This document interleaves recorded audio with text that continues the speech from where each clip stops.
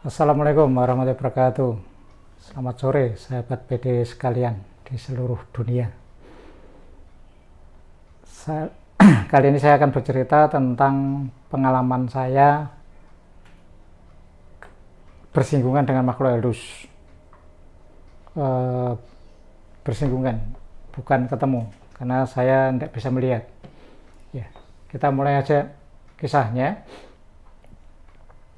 Sudah cukup lama waktu saya masuk ke gedung sekolah dan disambut oleh guru agama Islam.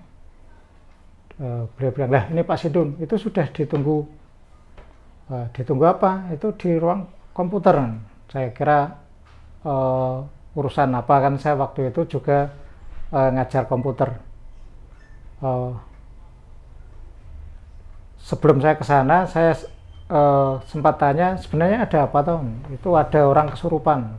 Kan saya heran. Karena yang memberitahu guru agama, tetapi setelah waktu itu saya heran. Tapi sekarang saya sudah cukup jelas, memang ya tidak semua guru agama wajib menangani makhluk halus. Itu memang spesifikasinya beda-beda. Ya, singkat kata, saya ke ruang komputer di lantai 2 dan di situ ada satu anak sedang kesurupan, dipegangi oleh anak-anak dan beberapa guru yang ada di situ. Begitu saya masuk dan mereka bilang, lah ini Pak Sidun, padahal saya juga tidak ngerti apa-apa, tapi ya saya sudah masuk, terus kemudian mendekati dan saya tidak ngerti ini tadi baru saja dari kamar mandi. Mereka cerita seperti itu. Anaknya meronta-ronta, dipegangi tubuhnya seperti itu. Saya megang di kaki dan dia sempat nendang juga, cuma ya kebetulan itu cewek dan alhamdulillahnya saya lebih kuat, jadi tidak masalah, jadi tetap saya pegang.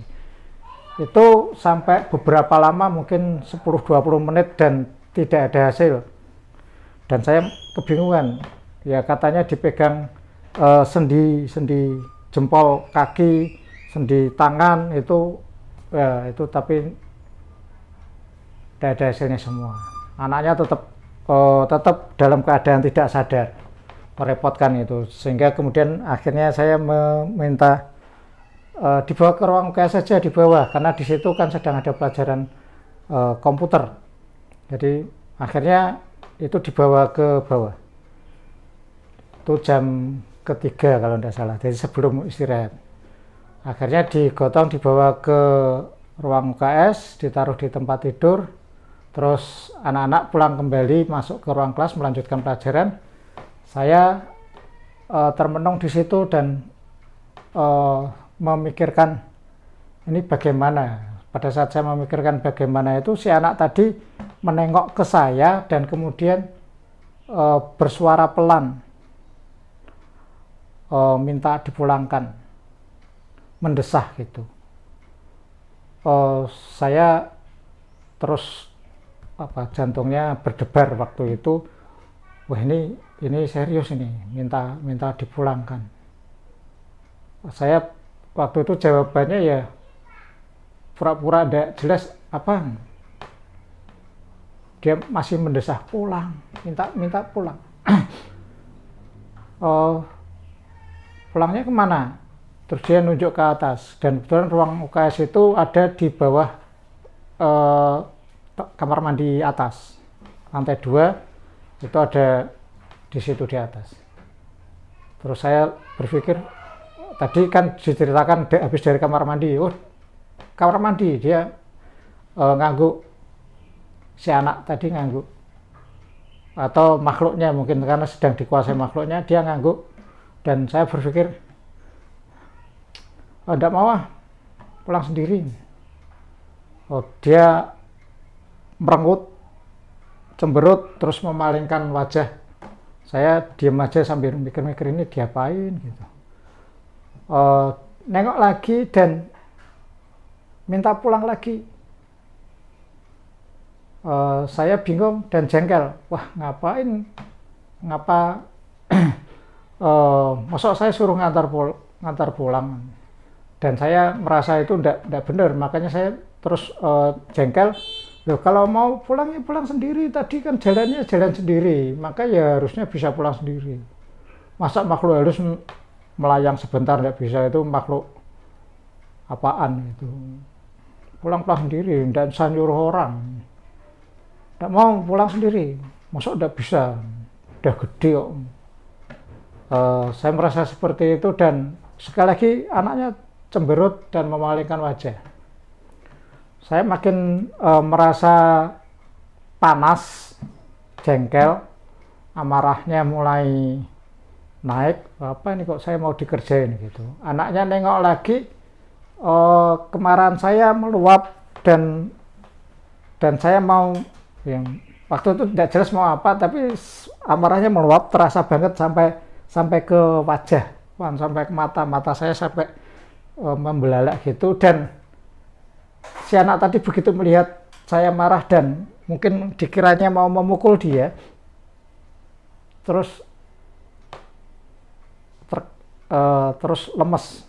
Jadi melihat saya begitu dia langsung tergeletak, lemes. Saya kaget, loh ini kenapa? Padahal saya tidak tahu ini saya apa, kan tidak tahu. Saya tidak tahu apa karena saya marah, tapi ya masuk dimarahi gitu pergi. Ya kalau seperti itu ya gampang enak gitu ya.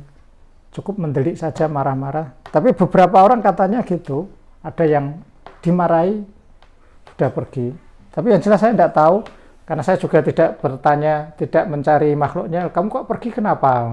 Takut ya sama saya tidak bertanya seperti itu. Juga saya tidak tahu tanyanya kemana. Jadi begitu dia tidak sadarkan diri, sebentar langsung dia sadar. Saya tanya, namanya siapa? Namamu siapa? Dia terus menjawab namanya, terus bisa Bismillahirrahmanirrahim, bisa. Coba mengucapkan Bismillahirrahmanirrahim, terus saya tanya lagi, bisa syahadat? Bisa. Coba dia mengucapkan syahadat, saya merasa bersyukur, alhamdulillah. Terus bunyi bel istirahat sekolah, bunyi, dan temannya masuk, dan saya merasa lega, berarti tugas saya sudah selesai. Tidak tahu saya ngapain lagi, ya sudah, ini carikan minum, ini temannya ditunggu, ini dirawat. Itu pertama kali saya, loh kok bisa begitu. Jadi terus terang saya tidak tahu, bahkan pengalaman berikutnya juga tidak harus tahu melihat dengan mata bahwa makhluk halus itu ada, enggak. Karena pengalaman lain ya itu membuat saya termasuk dianggap sebagai orang yang bisa ngusir makhluk halus. Itu yang salah yang nganggap yang punya anggapan kalau saya bisa, padahal saya tidak bisa. Kan yang membuat saya memang benar-benar tidak bisa, tidak ngerti kok. Tidak lihat, tidak ngerti. Sementara orang lain menganggap saya melihat, mengerti. Ya kan yang salah yang melihat. Yang melihat saya menganggap saya tadi. Bukan saya tidak bisa. Jadi kalau ditanya bisa tidak bisa. Meskipun pengalaman itu terjadi di lain kesempatan dan saya tidak mengerti, tapi nyatanya bisa. Saya tidak lihat, tidak tahu. Jadi kalau ditanya ada makhluknya kayak apa, tidak tahu lah. Saya tidak bisa melihat gambarnya. Bahkan saya tidak waktu itu tidak merasakan itu betul kelihatan, terasa atau tidak tahu. Yang jelas itu masalah selesai, anaknya kemudian normal lagi. Dan alhamdulillah berinteraksi seperti biasa. Itu kisah singkatnya pertemuan saya dengan makhluk halus. Bukan pertemuan tatap muka, itu pertemuan tidak sengaja. Terima kasih sudah memperhatikan sharingnya, semoga bermanfaat. Assalamualaikum warahmatullahi wabarakatuh.